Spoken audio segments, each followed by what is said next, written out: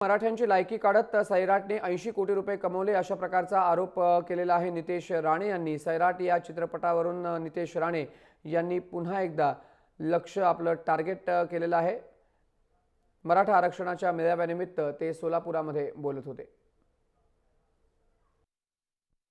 आता लगेच सैराट बद्दल पण बोलणार माझ्या इज्जतीला प्रश्न आहे।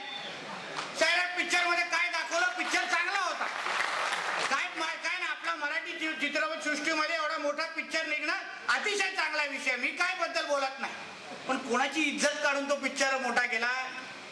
पाटलांची मुलगी, पाटील विटील आपली सगळी काय लायकी काढली आणि तो पिक्चर 80 कोटी तयार झाला। वा, थोडा त्या बाजीराव मस्तानी मध्ये त्या प्रियंका चोपडाला काय नाचायला लावला, लगेच हे सगळे उठले। ब्राह्मणांच्या बायका नाचत नाही, सगळं नऊवारी घालत नाही। म्हणजे सगळं काय विधिमंडळामध्ये काय पिटपिट चालू होते।